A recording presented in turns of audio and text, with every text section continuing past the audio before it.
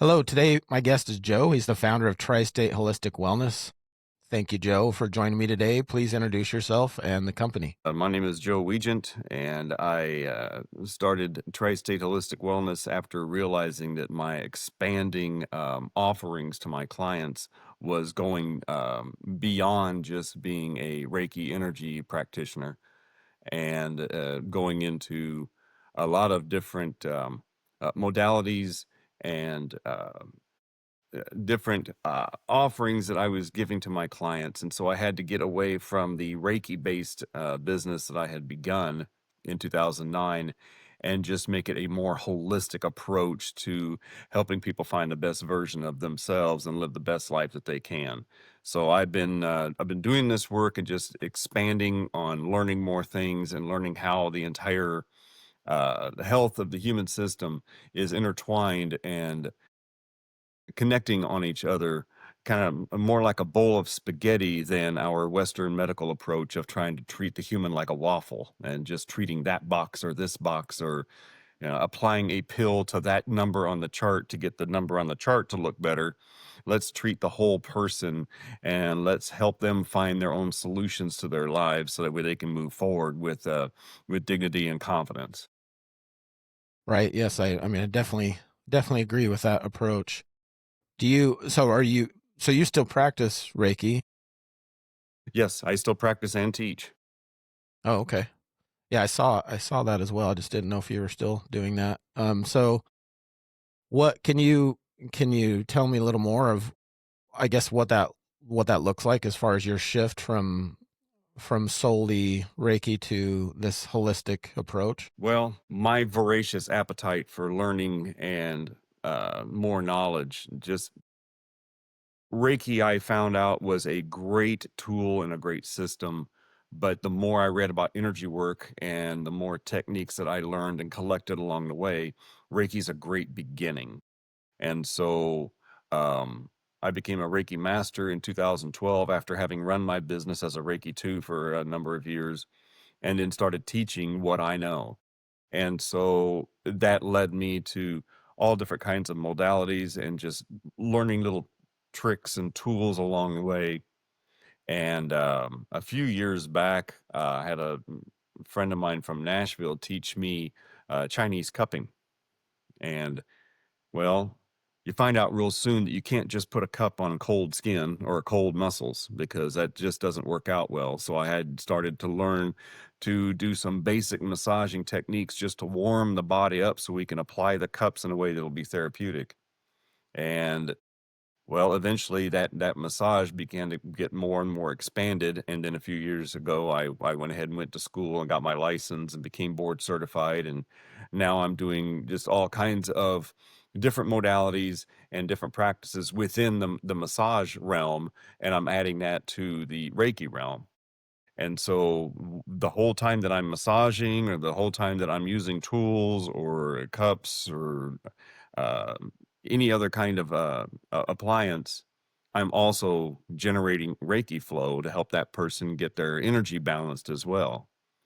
A few years ago, I got cancer. And um, while I'll give you the briefest version of that story, the surgeon that operated on me for what we thought was a blown out appendix 3 weeks later told me, "Oh, yeah, by the way, that was cancer that we pulled out."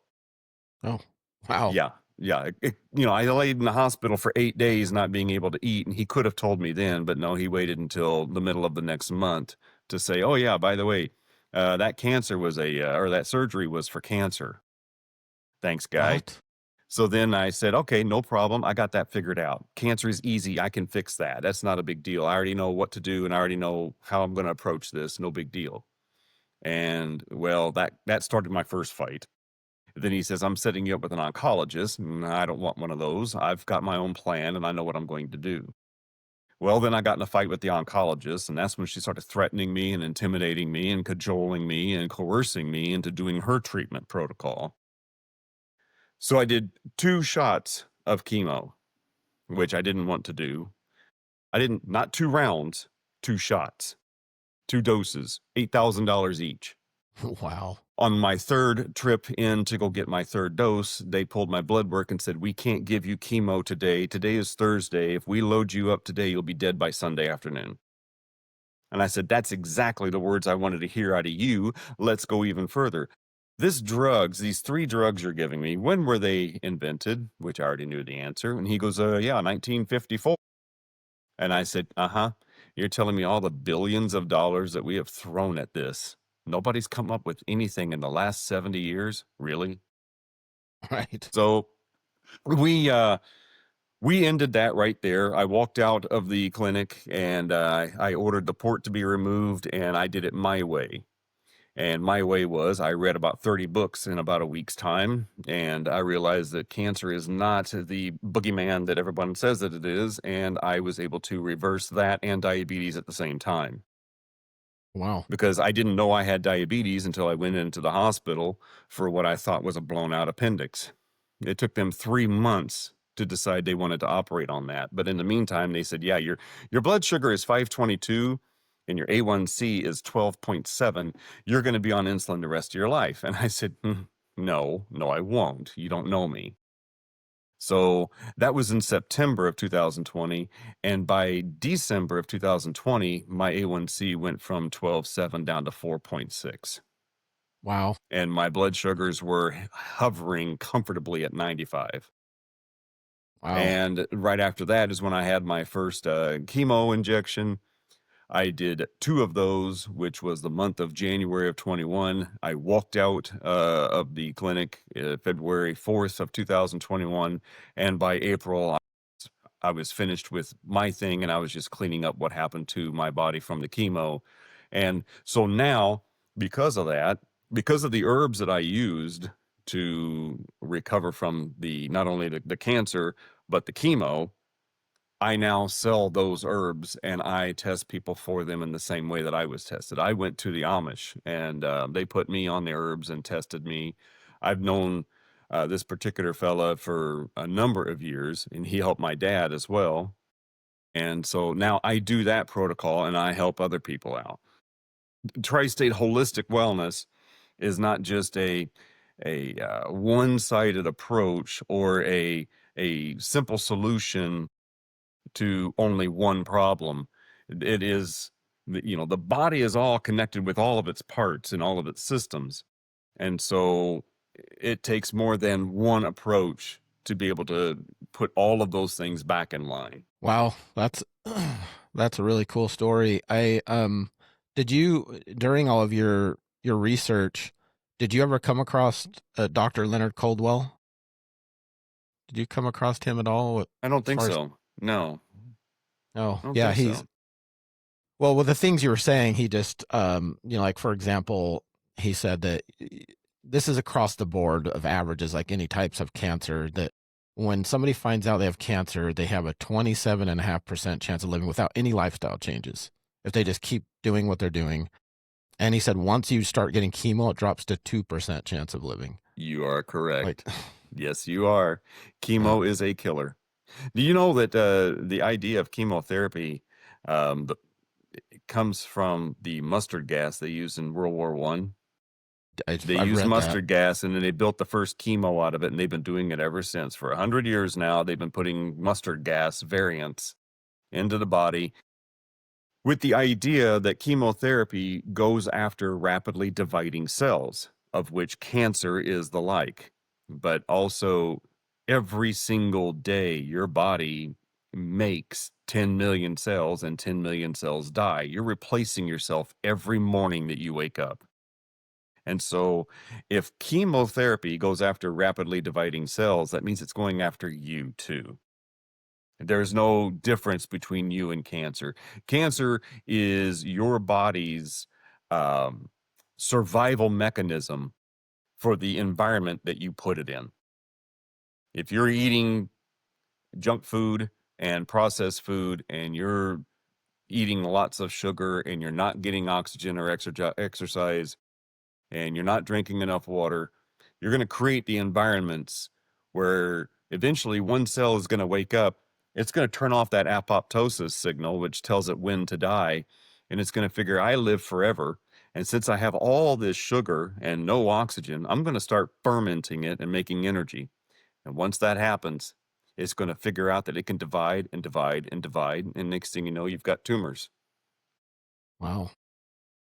I mean, it makes sense, right? You give your body the proper environment and what it needs, and it thrives. Exactly. Well, the same argument can be made for things like dog training. You can train a dog to go fetch a ball. You can take that same dog and train it to fight other dogs. It's going to respond to the environment which you put it in. You beat the dog, you kick the dog, you starve the dog, you do horrible things to it. You're going to wind up with a very horrible animal that eventually someone's going to have to come and take away from you and put down. But you take that exact same animal and put it in a different environment, it will behave differently. Cancer is your body behaving differently because of what you're doing to it. I mean, that makes a lot of sense, especially when that the same doctor I told you about, he says on average that everybody gets cancer to 7 to 8 times in their life and doesn't even know it, I right? can tell you this, every single day, every single person on the planet makes cancer.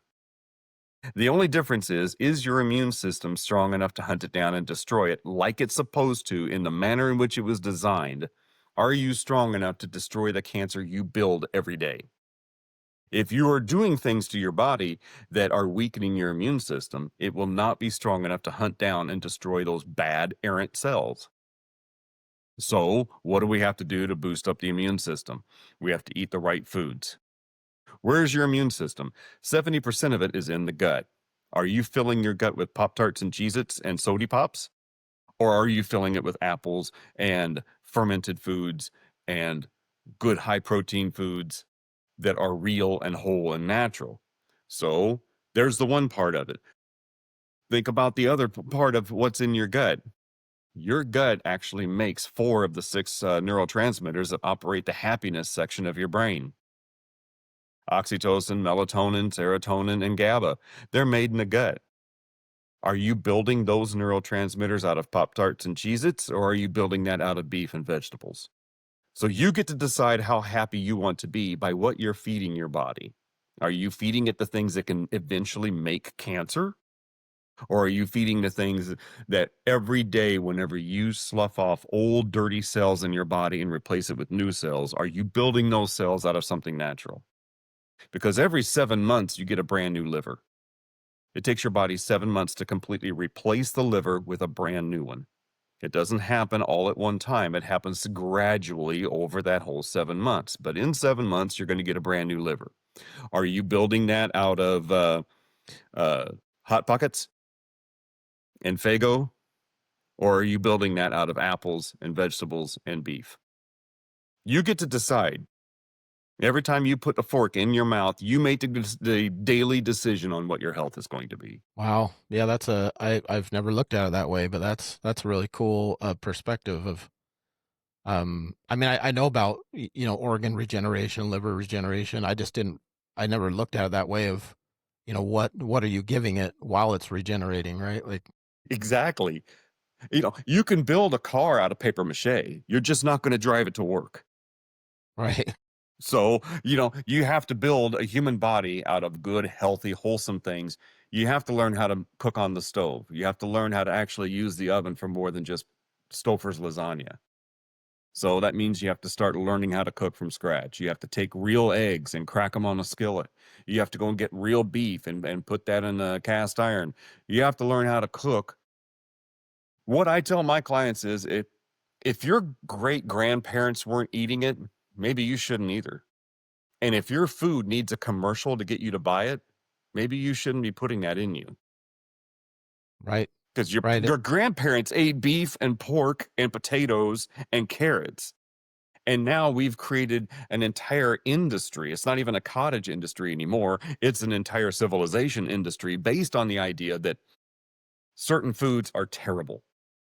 Well, no, they're banning potatoes and carrots and celery and corn because they're telling you that Hot Pockets and Cheez-Its and Stouffer's and all these other things are healthy options. As long as you put healthy on the box and you give it brightly colored things and you say healthy and low fat and low sugar and all these kinds of things, people will buy it thinking that it's healthy. because, well, it's convenient. And sometimes you just have to say, screw convenience. I, what's inconvenient is laying in the hospital having somebody inject poison into you. Right. And Yeah, I've that's done that. The girls that brought me my chemo, the two times I actually sat in the infusion center, they were dressed in spacesuits. And they brought wow. this stuff out on this huge tray like this. And I said, "What are you doing?" They had gloves all the way up to their shoulders, and they were wearing these masks and shields and things. And I go, "You guys aren't working in a smeltery. What are you doing?" And they said, "Well, we can't touch this stuff." And I go, "Really? But you're putting that in my body. You actually have a port in my chest that's running into my jugular vein. You're actually putting it directly into my neck veins that's going to go right into my heart. But you can't touch it." I said, "Well, what happens if you spill that on the floor?" They said, "We have to clear out this entire section of the room and we have to call hazmat in to clean it up." But Wow. you're putting that in my body. Yeah, So you know yeah. what's inconvenient? If inconvenience is going over there to my oven and cooking something on my range top, or going out on a Saturday and smoking some meat, if that's inconvenient, I'll take that inconvenience any day of the week as opposed to sitting in the infusion center waiting to feel like crap. Right. And unfortunately, a lot of people don't focus on that, right? The preventative side of things. We Mm-mm. kind of have They read, focus on convenience. yep. We've bred this culture like, well, I'll deal with that if it ever becomes an issue, right? Which is Well, and not even as far as cancer. If we were to bring that back down a notch, okay, what is the next less damaging thing that's happening that's the most prevalent out there is autoimmune disorders. And how many there's like what 84 of them now? And their symptoms are cross-referenced over the entire graph of autoimmune disorders. So it takes 14 tests, 17 specialists, and all these different charts to read before they finally say, okay, is it MS or is it fibro? Okay, is it fibro or is it cystic fibrosis? Okay, what is it? Which one of these symptoms can I lock it down and say, nope, that's the disease that you have, and we're going to treat it forever. We're not going to reverse it, but I'm just going to make the symptoms go away so you can just keep on going back to your convenient life. Well, autoimmune disorders all occur because the immune system has gone awry. It's either become overactive and it starts deciding that everything is the enemy, and so it'll start attacking certain things. If it starts attacking the nerve endings, well, you got fibro. If it starts attacking the sheath around the muscles, well, then that's an MS. If it starts attacking the guts, you're going to have Crohn's, IBS, all these other kinds of things. If it starts going after the cholesterol in the brain, well, now you're going to have Alzheimer's. So right. when the body starts getting out of line and it starts attacking itself, it's going to go after something. If it's going after joint material, you've got RA. So the immune system, again, is in the gut. If you're feeding the gut things that are getting into the bloodstream and the body considers those chemicals to be a quote, quote, invasion or a virus, your immune system is going to go after the food you ate every single time you eat, because you're not eating food. You're not eating apples that can be broken down into amino acids and fatty acids and complex carbohydrates. You're eating food that has 31 ingredients in it, most of which you can't pronounce. And if you can't pronounce it, neither can your body. So your body then says, this is an invasion. It must be a virus. Let's attack it. Well, that means every time you eat, your body is attacking your food, which means eventually your immune system is either going to break down or it's going to become overactive at everything that it encounters. Then you have autoimmune disorders. Right. Yeah, I think it's unfortunately a lot of people don't know a lot about this stuff we're talking about. For example, I saw a video the other day and this lady was talking about she was basically bashing RFK for, he's targeting, processed foods and, talking about processed foods. And she's like, I can't believe this conspiracy. I'm like, haven't we known this for a long time about processed foods being really bad? She's acting like this is new information, like a, conspiracy. So that was shocking to me. I'm like, I just thought that was common knowledge that we knew that that's bad food. He's going after her ability to eat on the couch is Yeah. basically what he's going after. Yeah. Now, if for fun, if you want to just increase your excitement level, if you're that bored, Go on the internet and look up Heinz Ketchup UK and Heinz Ketchup USA, because the European Union has banned most of the things that RFK is going after. They won't let it in. Like You're years ago if you too. can actually go on Amazon and buy UK Heinz ketchup. It has 4 ingredients. You can buy American Heinz ketchup at the grocery store and it has 17 ingredients. Now, which one is your body going to process? Right. So RFK is simply saying, why are we putting these things in here? Why are we loading our food up with all these chemicals just so it lasts longer on the shelf and we can make sure it won't go bad before we sell it? So that's what he's going after. He's going after false, artificial, manufactured, contrived eating substances that are no good for your body and causing a lot of diseases. And then we have to rely on pharmaceuticals for the rest of our lives. So, gosh darn it, I just hate that he's taking away fake foods from Americans. We've got the most doctors anywhere in the world. We've got the most pharmaceutical companies anywhere in the world. We're doing more research than anywhere in the world, and we have more sick people than anywhere in the world. So the math states itself. Right. And sadly, even like propylene glycol, for example, I mean, when the EU, when they found out that that was in Fireball, the alcohol Fireball, they, they Hmm. immediately yanked it off their shelves, right? Because you can't. That's an ingredient that's banned, and so I don't understand how they have this much higher. Well, I do understand, but they have this much higher level of quality control, and what should be in foods and products we consume compared to the America. There's also formaldehyde in Fireball too. Just, Oh, yeah, I didn't. that's what Are they put you, in dead people. So if you're drinking it while you're alive, you can soon join the dead people. wow, I didn't know that's in Fireball, formaldehyde. They put formaldehyde in beer too to keep it fresher longer, because beer doesn't last very long, especially when you put it in an aluminum can. So they use formaldehyde to preserve it and make it last longer, so that way it can be sold for profit. Uh, It's not for wow. taste improvement, it's to make it last longer on the shelf. And that seems to be a lot of the crazy ingredients in things that people are consuming, right? Is this to make it last longer on the shelf? Well, here's an extra wrinkle in the situation. Back in the late 80s, whenever the government and health researchers started going after cigarettes, you had 2 major companies, R.J. Reynolds and oh, Philip Morris, making all the cigarette brands, right? And then they started going, in order to save their profit margins, they went after doctors and said, doctors choose Camels over any other cigarette, and doctors choose this cigarette over all the others, trying to convince people to keep smoking cigarettes.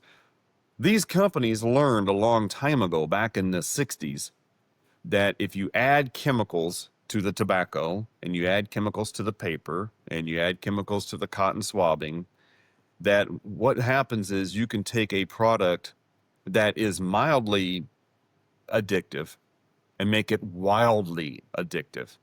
So they figured out that certain chemicals trigger the brain into wanting more. I got to have more. Until we get to the point where, instead of in the movies where you might see a guy twice in the whole movie smoking a cigarette, and that's apparently very bad, right? I've seen people lighting their next cigarette with the last one. Every breath they take is through a cigarette. So when these companies saw the writing on the wall that, yeah, our days are numbered, they won't let us advertise on TV, they won't let us put cigarettes in TV shows and movies anymore, I can't put these in magazine ads anymore, they realized that the end was near. So these 2 companies started buying food manufacturers. And you can look, this is all on the internet, it's all wildly available, there's no conspiracy to this. They own most of the food manufacturing in America. The same technology and the same chemicals they use to make tobacco addictive is what they're using to make breakfast cereals and manufactured foods more addictive. And the same chemicals that they do they use to do that are also the same chemicals that make you not ever want to stop eating.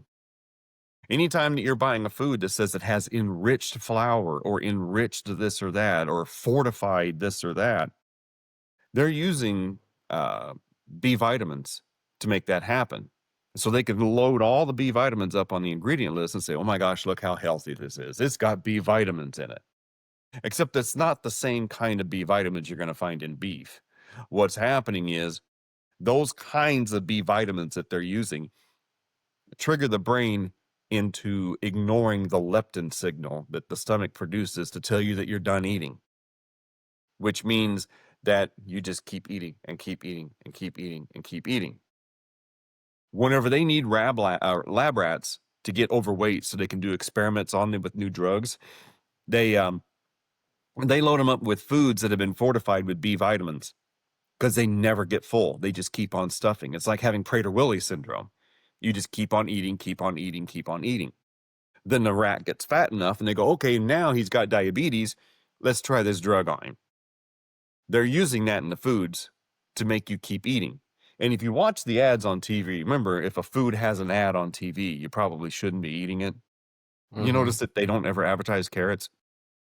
So Yeah, no. anyway, so what happens is the um, the B vitamins, the ads on TV actually tell you right off the bat. They're not even hiding it. They're telling you this food is addictive. It's so tasty, you're going to want to have more. Start paying attention to your ads on TV and determine which ones of those ads are literally telling you in the ad, this is an addictive food and you're going to want to have another. Think about Jay Leno years ago when he did, was it Doritos? Crunch all you want, we'll make more. Think about the Cheez-Its ad that they had out a couple years ago where they had the quote, quote, test laboratory with the test subjects in the lab. And the lady threw herself against the glass and says, we need to get more in here now because the test subjects were apparently so addicted to the Cheez-Its, they just couldn't do without them. They tell you right there in the ad, this food is Right. addictive. You're going to keep on eating it, and I'm going to get more of your money out of your pocket. Please pay me Yeah, for eating fake food. for eating food that doesn't exist in nature. There are actually laboratories in America where people go to work, they put on a white lab coat, and they mix chemicals up in a way that makes it smell and or taste like real foods, like blueberries or strawberries. Do you actually really think there's enough blueberries on planet Earth to make all the blueberry Pop-Tarts you find in every shelf on every store across America and even gas stations? There's Right. not that many blueberries on the planet. If you took all the arable land on the planet, you couldn't grow that many blueberries. But every Pop-Tart has blueberries. You can have blueberry Jiffy muffin mix. So there's laboratories. There, you go on YouTube, you can find all the videos. These people go to work every day and mix up chemicals, and they go, "Yeah, that smells like blueberry." And then when you taste it, your brain says, "Holy cow! I think I just had a blueberry." The thing is, there's a whole um, subset called hyperpalatable foods, which means that they taste so overboard like what they want it to taste like that whenever you actually eat a real blueberry, you think it tastes like cardboard. Well, this tastes like nothing. These blueberries are just horrible. Well, no, that's what nature did. What the chemicals did was make that blueberry super blueberry. And so now your brain won't eat anything else. It's basically almost training you to eat garbage. Right. Yeah, And it's do this long enough and eventually the body breaks down and then you have a problem. And then, of course, you go to the doctor who says, don't change your diet. You just keep on doing what you're doing. Just take this pill, you'll be okay. We're gonna mask these symptoms. As long as that number comes down on the chart, we're gonna be all right. You'll be healthy as long as the number's in the right spot. You right. see, the number needs to be between here, and you're over here. So we take this pill, we'll bring that number back, and then you can have full health. You just got to take that pill for the rest of your life. Right. I mean, it's true. That's exactly what's happening. So, tri-state holistic wellness is the counter argument to all of that. Most of the people who come to see me either want to see me for some emotional, spiritual issue that they want Reiki to kind of help them through, and then by talking and I give them some ways of looking at the world that will help them through their issues, and with the Reiki, we can get through some of that.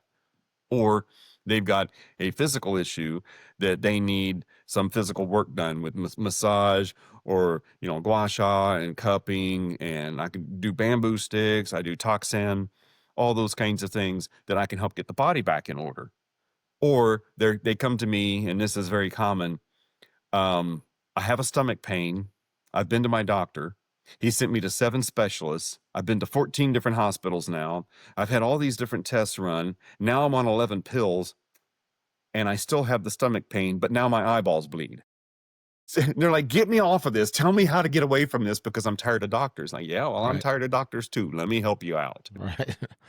Well, so speaking of that, of Tri-State Holistic Wellness, what can you share a bit about your role there? Are you just sole proprietor? I mean, I know you said you're LLC, but is it just you, or do you have? It's just me. That's just it. Right. It's just me. So you're doing it all. I I I do the appointments. I'm the one who gets the office going. I take my clients in. I'm a cash only business because I'm tired of somebody else taking my money from me. And so I operate under cash only, and I do my business. Now, unfortunately, that business is not enough for me to live on that income. So I do have, a couple of other jobs that I do that I actually live on the money. But Tri-State Holistic Wellness, um, last year I had a really, really good year, but the last, oh, 4 or 5 months so far have been really, really, there's been a downturn. And I've talked to other massage therapists as well, and they've also noticed that there's a downturn in the number of clients they're seeing. So unfortunately, with our kind of work, us who are not in the medical profession of pumping out pharmaceuticals, it is very cyclical and it is very economy dependent. So I'm sure it'll turn back up, but for right now, things are just kind of on a downswing. So I I do other work in order to make my bills and get where I can live. And we're whenever one of the times turn back up, people will come back in. Right. That's interesting because well, I guess that's like anything. That's kind of the I don't necessarily want to say disposable income, but kind of, where people have these things they can go do that are beneficial to them, but maybe it gets cut out because things are tight, or right. So Right. Well, I have noticed since one of my I work in a spa. It's a salon. So up front they do all the hair styling and all that kind of stuff up there, but in the back there's estheticians, there's me, and there's some people who do some other things as well. And there are some things people will not go without. And getting their hair all done up nice or getting their nails done up nice, that's one of those things. And if there's money left over, well, then I'll go get a massage. Because at this point, massage is still, despite all the medical intervention of, well, all the licensing and the CEs that we have to do to keep our licenses and everything that we have to do to make it more and more medical, people still consider massage to be something that's pleasure. This is just to make me relax and feel good. It has really no therapeutic value at all. And so it's still considered one of those extraneous purchases that I do just whenever I want to feel good about myself. And so we're still trying to change the landscape of massage therapy so that way it leaves the hour of feel good and kind of tune out and getting more into the actual therapeutic um, restoration aspect of it. right, And we've been trying for 30 or 40 years now to try to get away from the sexual aspect of it that most of that is still tied into that whole parlor thing that has been right. going on with massage therapy. Um, I still get jokes from my guy friends when I tell them I'm a massage therapist, and like the first thing out of their mouth is happy ending, and like, no, dude, I, I ain't doing that, man. That's just not gonna happen here. If you got a bad shoulder, we'll work on that, but that's about as far as that's gonna go, partner. Right. So it still has that stigma that we're trying to escape.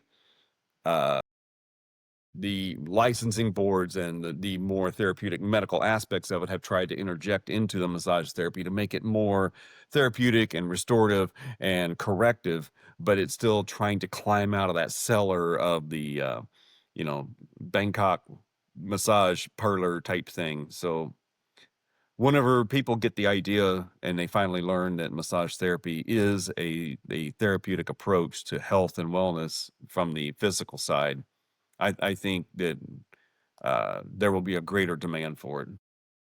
Right. Yes, I agree. What aside from the economical shifts you're seeing, what other major shifts are you seeing in your industry? I see a lot of people that are waking up to the idea that doctors and pharmaceuticals is not the answer to health.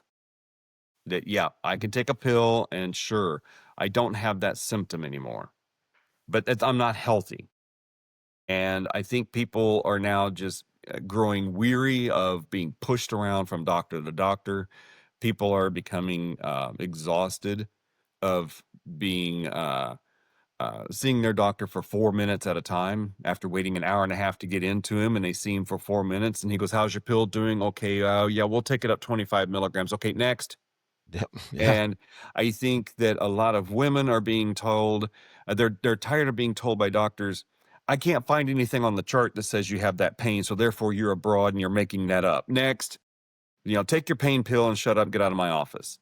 And so I I have been seeing over the last few years, more and more increasingly, that a lot of people are just becoming weary of the medical system and the pharmaceutical based sick care system that we now have that just drains the pocketbooks.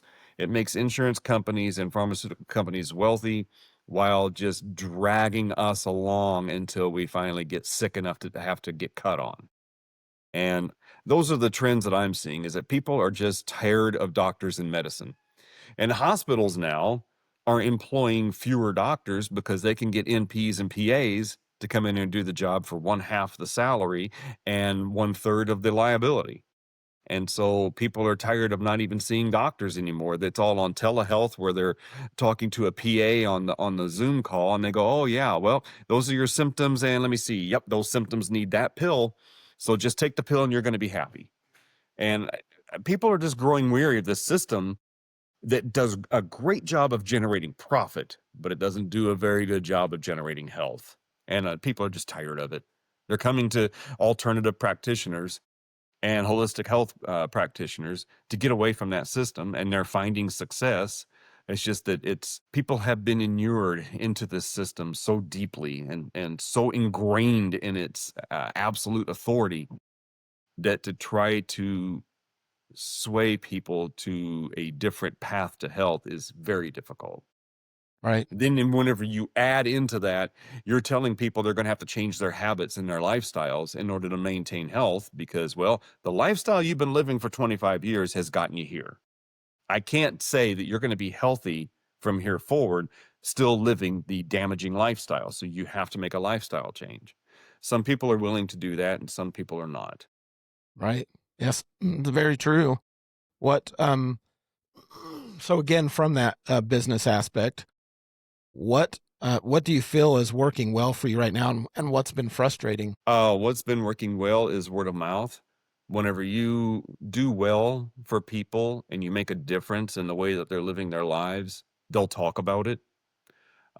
Whenever you offer a a great product, a great solution to a problem, a great service, and you do it in a way that encourages people, they're willing to go out and share that and talk about it. And so I think that is a great step forward.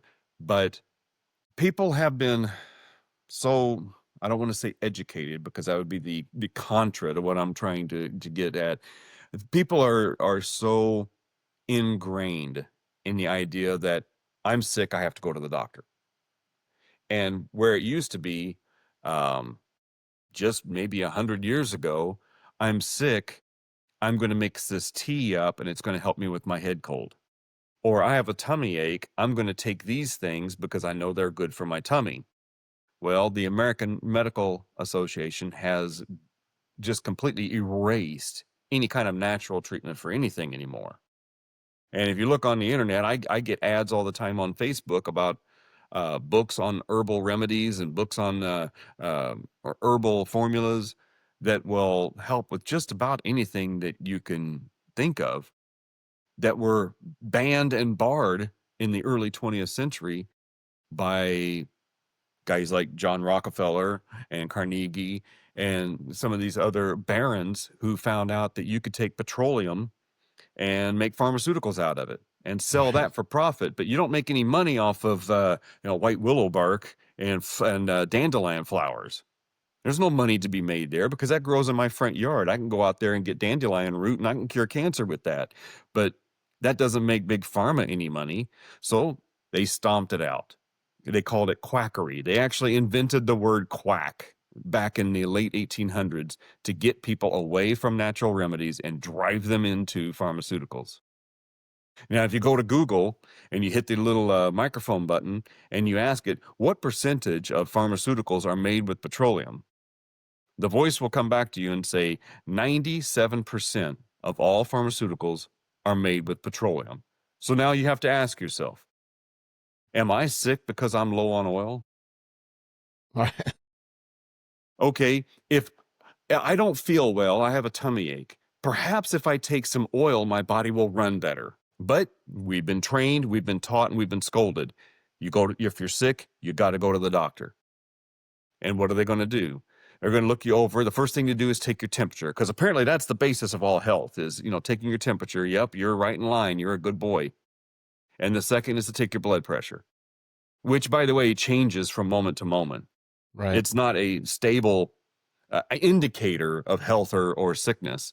But those are the two things they do at the doctor's office. Look at that. The blood pressure is just about 4 points too high today. Yeah, because I know you're going to give me shit about having my blood pressure up today. So yeah, I'm kind of, I'm nervous about having this conversation with you about my blood pressure being high. It was low this morning, but go ahead and tear me up. So people are done with this medical approach to everything, and people are looking for alternatives. And that's why I'm there. I'm there just to catch these people whenever they say, okay, I finally reached the point where I'm sick of this and I just want to do something different. Right. Yeah, I agree. I mean, I have a similar story to that. So yeah, thanks for sharing that. Again, as far as your practice goes, what metrics are you most focused on improving? Just to let more people know that I'm out here, I'm able to help, I'm willing to help, and I want to. I want to help. And just to let more people out there know that what you've been doing isn't working. Try something different. Yeah, I think that's great advice. That's what everybody needs.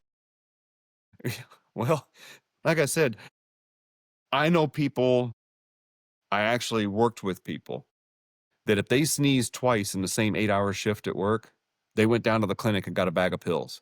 And they would No, come back and rattle the bag of pills. Ah, look what I got. I'm going to be okay tomorrow. I'm going, I really, dude? You've done it's in 3 months. You've done 4 rounds of antibiotics. What do you think your guts look like now? right. Yeah, unfortunately, I know people like that, especially during COVID, right? Where they're like, you have some Uh, sniffles, and like, I'm going to and I would try to tell them, what is the doctor going to do? Like, the doctor can't, Nothing.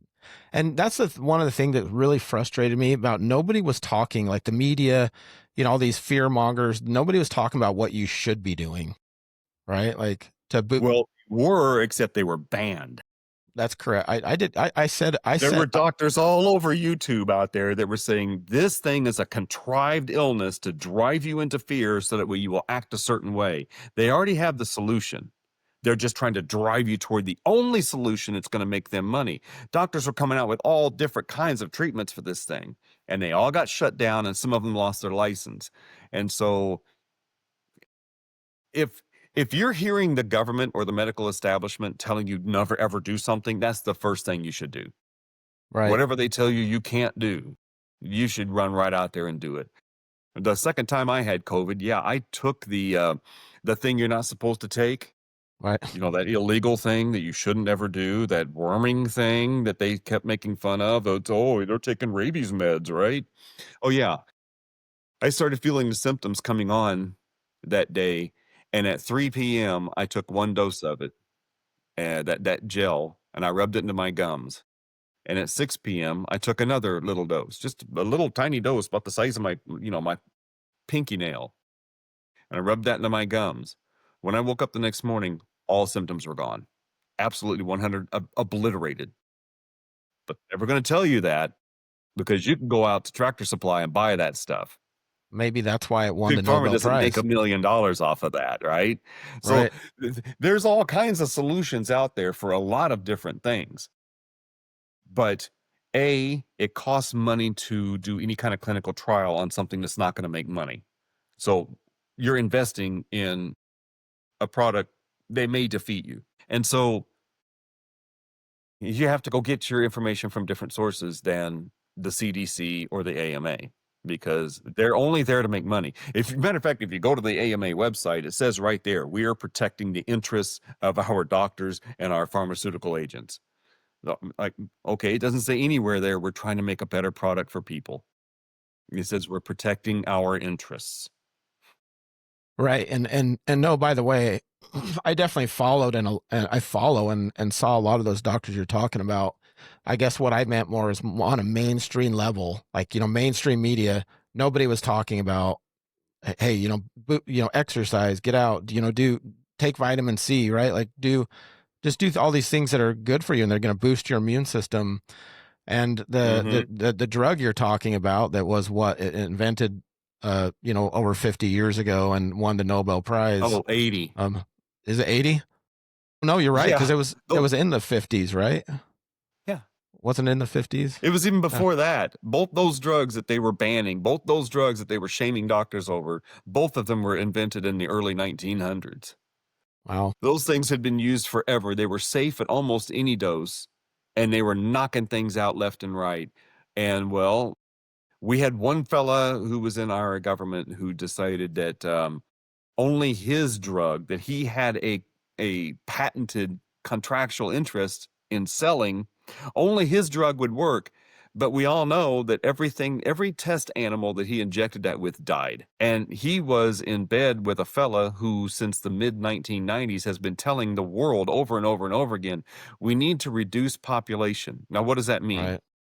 Okay, we have at the time, 7 billion people on the planet, but we need to have less than 7 billion people. Now, how does one take away 3 billion people on the planet? Think about how that happens. What's the mechanism for that? 3 billion people must no longer be here. And so here's this other guy who works in our government says, nope, only this drug can work. This is the only thing you can use. Anything besides that, I'm going to take your career away from you. But this drug kills everything it touches. Right. I mean, And it he did just the goes same. hand in hand with the same guy who now holds up the needle and the bottle and says, I have the vaccine that will save humanity. And I thought, bitch, you've been trying to kill us for 35 years and now you want to save us, right?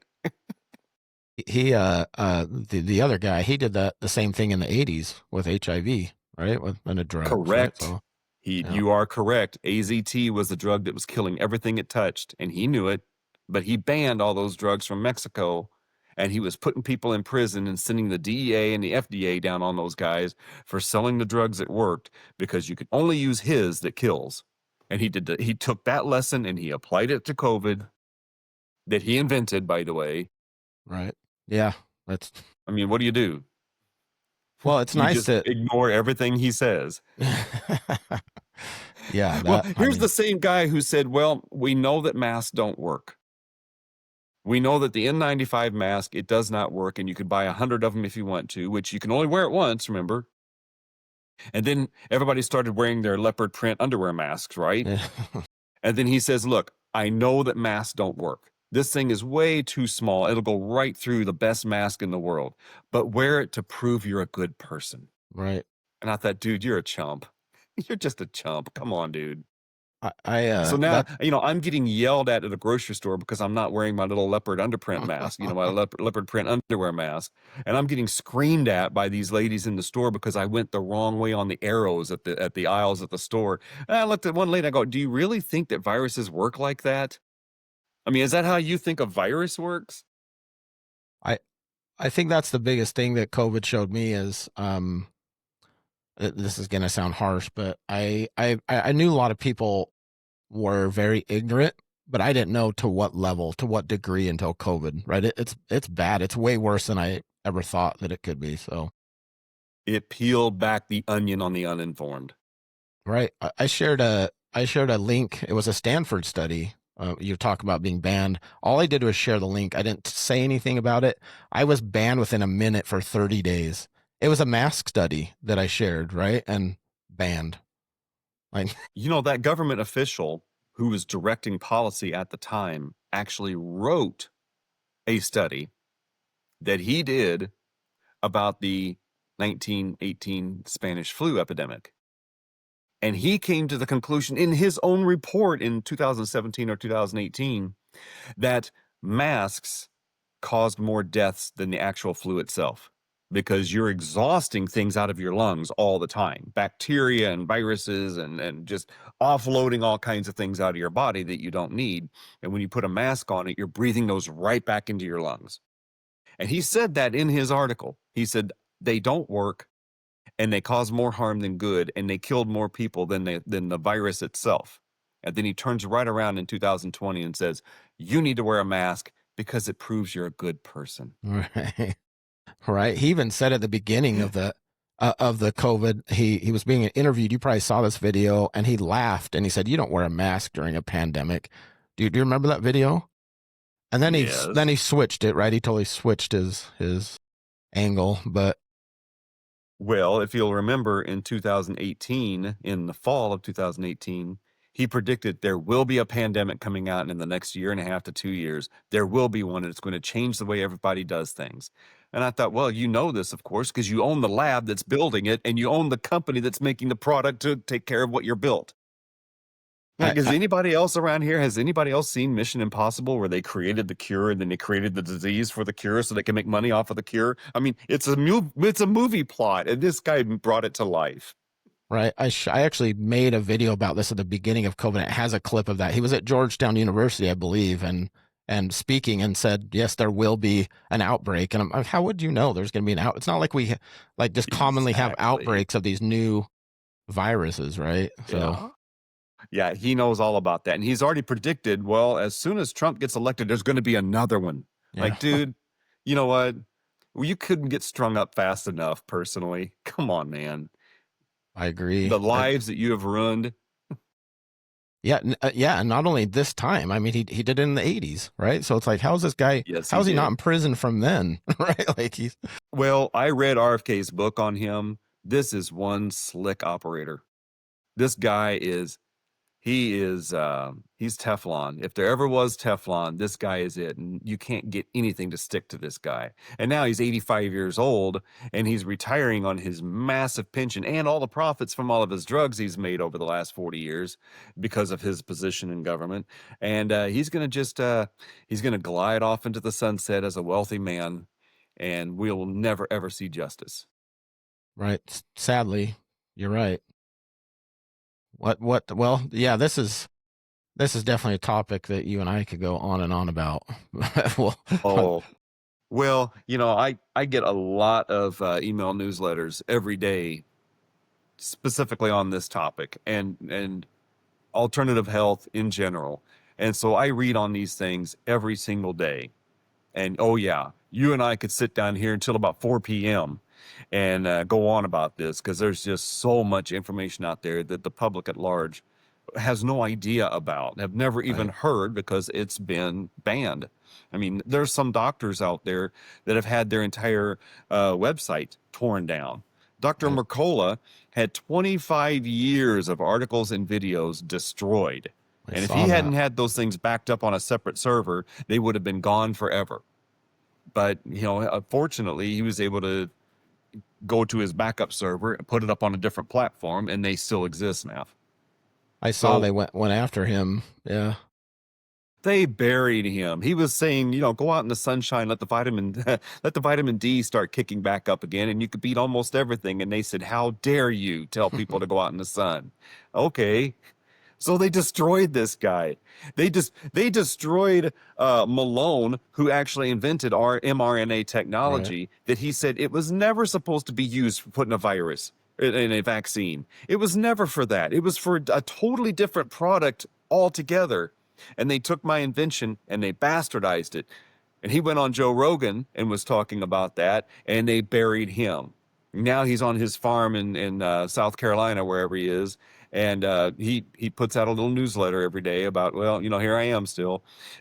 So, you know, they bury people who have a different opinion, and they still call it free speech. Yeah. Yeah, I mean, that's how powerful the system is. Exactly. And well, we've seen throughout the pandemic a few years back just how willing people are to listen to only one side of the argument and not search out other sides of the argument. I had somebody say that the other day because I made a comment. It was on a friend's post, and they're like, "What do you mean?" Well, they're like, "You're just so and so. What makes you think you know better than doctors?" I said, "Well, what doctors are you talking about? Because there's been thousands of doctors that have talked about what I'm talking about. You know what I mean? They just haven't seen any of Yes. it. So And do you it's think your family doctor keeps up on all these readings every single day? He gets up and looks at all the information, but still decides that that one drug from that farm rep that came in last week, that's the drug that's going to help out, right? Most of your family doctors, most of your doctors went to medical school and they were taught pharmacology. And then whenever you come in, they match the symptom to the pill because that's what they were taught. And they don't need to do any further research other than what the pharmaceutical rep has told them. They lay out the pamphlet and they go, look, our research shows it's the best thing out there. And if you fill out this prescription pad by the end of the year, we'll invite you to a symposium in Hawaii that right. your wife and kids can come to. Yeah. So no, your regular doctors will not go out and search out all these articles and keep up on the latest research because there's just so much out there. Whenever you start looking into how many periodicals there are related to different parts of the human system and the things that can go wrong with those parts, there are thousands of periodicals out there produced every week, every month. And you can't, it would cost you $4,000 a month to subscribe to all these things. I mean, the journal of this and that, and all these other kinds of things. I follow people who go and read through those things and then summarize it for us, and it's just incredible when you hear the names of these publications that are out there that are devoted to a specific kind of an ailment. There's no way that your family doctor has the time to read all that when he's seeing 40 to 60 patients a day. Right. 4 to 12 minutes at a time. And there's not enough time for him to sit down. What's he going to do? Go home and read till midnight on every periodical? So no, if you're not out there searching for it yourself, if you're not finding your own solutions out there in that world that is counter to the pharmaceutical industry, then don't rely on your doctor to give it to you. Right. And like I said before, if you're a $4 trillion pharmaceutical company, are you going to research the efficacy of dandelions? Right. No. There's no money in it. Why would you throw a couple of $1 million at a clinical trial, an RCT trial, to study the efficacy of dandelion root on cancer? You're not going to. What you will do, however, to get people to get away from that dandelion and come into your chemo is make a trial that says dandelion root is absolutely ineffective in use in cancer. I'll throw $1 million in that because I'm going to make $1 trillion off of my drugs. Right. That's pennies in the bucket. They did that same thing with apricot seeds years ago. They took the active molecule out of apricot seeds, which is Laetrile, and they used Laetrile only. And they said, it has absolutely no effect on cancer. Don't eat apricot seeds. Well, when you take a molecule out of a plant and then you replicate the molecule for a drug, it's the exact same equivalent of saying, look, this is the steering wheel from a BMW. Now you drive to work. Well, the steering wheel's not getting you there. It takes the whole car. So they took one molecule out of apricot seeds and they said, look at this. See, we told you these things cannot help cancer. Well, no, you're right. Laetrile by itself, which is vitamin B17, is what they named it because they didn't know how else to categorize it. B17 is absolutely useless against cancer. Well, I ate apricot seeds. because you got the whole seed. It's the same thing with white willow bark. They discovered way back in the 30s that white willow bark had been used for centuries to treat headaches and as a general analgesic. So you take white willow bark and you put it in some water and you steep it for a while. You make tea, you drink the tea. Hey, I don't have a toothache anymore or a headache anymore, or my back doesn't hurt anymore. So they took white willow bark and they pulled it apart and they go, we found the magic molecule that works. And that molecule, we're going to take it and replicate it. And they did. And they made aspirin.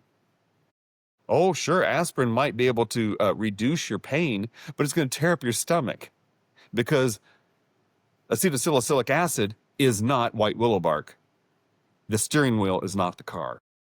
Right. So if I want to make $1 billion off of aspirin, I'm going to tell you that white willow bark doesn't work. And I'll spend $1 million on that to make $1 trillion later. Yeah. Sadly, this is our reality.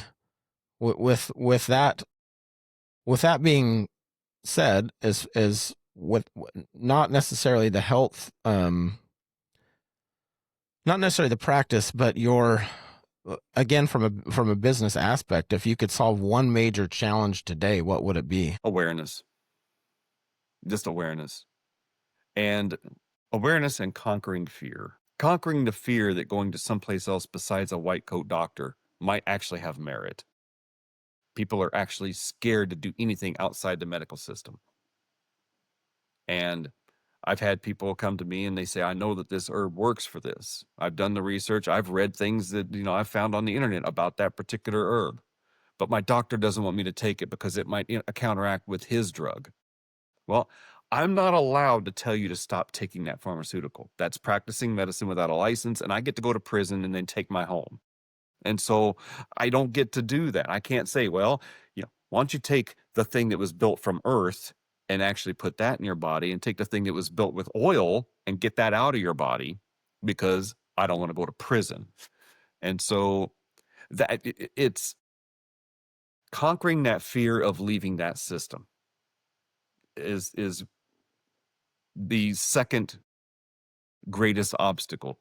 Awareness that there is another system is the first obstacle. So people need to be aware that something outside that system exists, and then they need to conquer the fear of actually going to try it. Right. Yeah. No, that was great. Thanks for sharing that. I agree. I mean, I've agreed on everything you've said. I've Everything I've said is exactly the truth. I have been reciting things to you. I haven't just been making things up. This is stuff that I've been researching for 20 years. And so, this is how things are, and this is what we're in. This is the system that we have been told to obey. These are the lines we've been told to stand in and wait your turn. And people are afraid to get out of line and go run through the weeds. Right. Right. Well, Joe, it was definitely great having you and great talking to you. Again, I think it's something that we could talk about for many hours, just because we sound like Absolutely. we have a similar. I also started around 20 years ago with all of this, so we have a very similar history. And it was a pleasure speaking with you, and I really appreciate your time and Thank your you. insight, and would I love. go on many podcasts, and I'm glad to be on yours. Thank you. Well, thanks. Yeah, no, I appreciate it, Joe. Thanks for your time. And this is why I'm here, is to bring awareness, to let people know that there is another way, and that way may take longer, but it is more effective, and it just requires a little effort. And if people are willing to step away from one system and go to the other, I'm here waiting. Perfect. Great. Yeah. No, thank you again. Well, definitely. If people want to get a hold of you, where's the best place? Your website, I'm assuming, or My website is the best way to get a hold of me, tristateholisticwellness.com. It's all one word, tristateholisticwellness.com. There's perfect. phone numbers on the website. There's emails on the website. I can be reached at joe@tristateholisticwellness.com. That's my email. I'm always open for questions. If I don't get back right away, it's because I'm either with a client or I'm at another job or traveling. Um, I do have to say I don't answer direct phone calls, because as a business owner, I get hit up probably 4 times a day people wanting to sell me business loans and phone systems and healthcare and all these other kinds of things. And so if you want to reach me, you can call the phone. Um, I will not answer just simply because I'm just tired of answering the phone call and just being scammed on stuff. So leave a message and I will get back with you. Perfect. So website, email, phone number. Perfect. Perfect. Again, thank you, Joe. It was a pleasure talking to No, you and thank meeting you. you, and I hope you have a great day. Yes, sir. You too. All right. Thanks. All right. Bye bye.